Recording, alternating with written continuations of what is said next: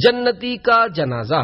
میٹھے میٹھے اسلامی بھائیوں، میٹھے میٹھے آقا مکی مدنی مصطفیٰ صلی اللہ تعالی علیہ وآلہ وسلم کا فرمان عافیت نشان ہے، جب کوئی جنتی شخص فوت ہو جاتا ہے تو اللہ عز و جل حیا فرماتا ہے کہ ان لوگوں کو عذاب دے جو اس کا جنازہ لے کر چلے اور جو اس کے پیچھے چلے اور جنہوں نے اس کی نماز جنازہ ادا کی۔ جنازے کا ساتھ دینے کا ثواب۔ حضرت سیدنا داؤد علی نبینا وعلیہ الصلوۃ والسلام نے بارگاہ خداوندی عز و جل میں عرض کی، یا اللہ عز و جل، جس نے محض تیری رضا کے لیے جنازے کا ساتھ دیا اس کی جزا کیا ہے؟ اللہ تعالی نے فرمایا، جس دن وہ مرے گا تو فرشتے اس کے جنازے کے ہمراہ چلیں گے اور میں اس کی مغفرت کروں گا۔ احد پہاڑ جتنا ثواب۔ حضرت سیدنا ابو ہریرہ رضی اللہ تعالی عنہ سے روایت ہے کہ سرکار مدینہ قرار قلب و سینہ فیض گنجینہ صلی اللہ تعالی علیہ وآلہ وسلم کا فرمان باقرینہ ہے، جو شخص ایمان کا تقاضا سمجھ کر اور حصول ثواب کی نیت سے اپنے گھر سے جنازے کے ساتھ چلے، نماز جنازہ پڑھے اور دفن ہونے تک جنازے کے ساتھ رہے، اس کے لیے 2 قرات ثواب ہے، جس میں ہر قرات احد پہاڑ کے برابر ہے، اور جو شخص صرف جنازے کی نماز پڑھ کر واپس آ جائے تو اس کے لیے 1 قرات ثواب ہے۔ نماز جنازہ باعث عبرت ہے۔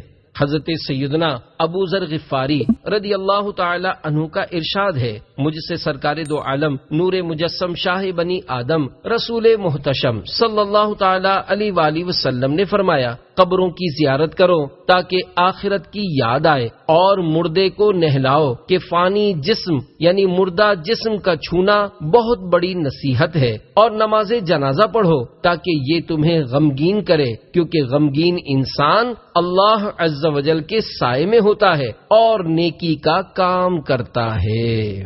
میت کو نہلانے وغیرہ کی فضیلت۔ مولا کائنات حضرت سیدنا علی المرتضی شیر خدا کرم اللہ تعالی وجہہ الکریم سے روایت ہے کہ سلطان 2 جہان شہنشاہ کون و مکان رحمت عالمیان صلی اللہ تعالی علیہ وآلہ وسلم نے ارشاد فرمایا کہ جو کسی میت کو نہلائے، کفن پہنائے، خوشبو لگائے، جنازہ اٹھائے، نماز پڑھے اور جو ناقص بات نظر آئے اسے چھپائے، وہ اپنے گناہوں سے ایسا پاک ہو جاتا ہے جیسا جس دن ماں کے پیٹ سے پیدا ہوا تھا۔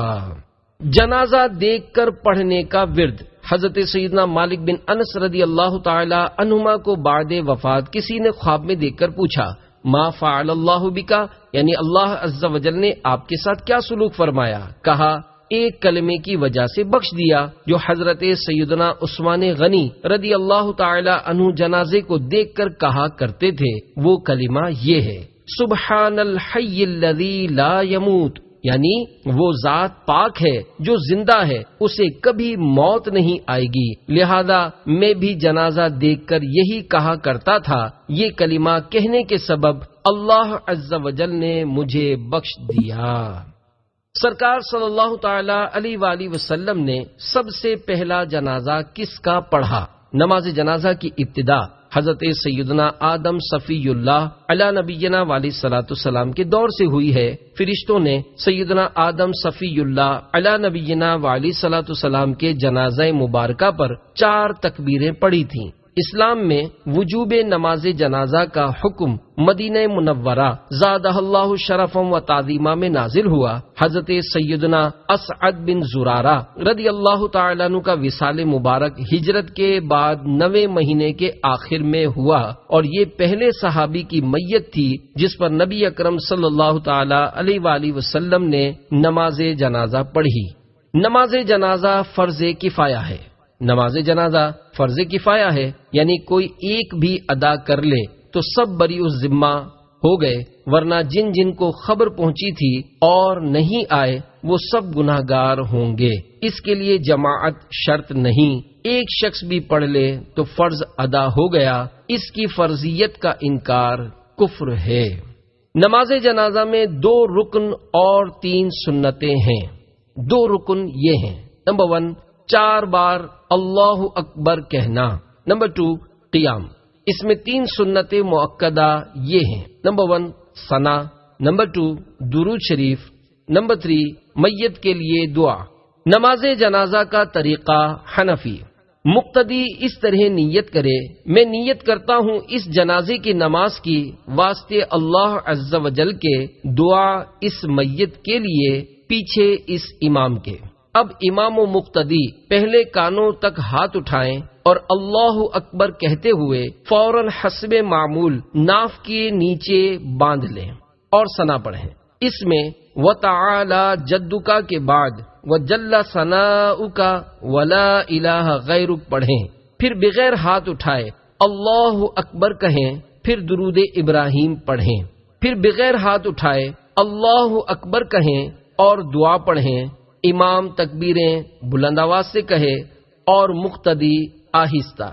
باقی تمام اذکار امام و مقتدی سب آہستہ پڑھیں۔ دعا کے بعد پھر اللہ اکبر کہیں اور ہاتھ لٹکا دیں، پھر دونوں طرف سلام پھیر دیں۔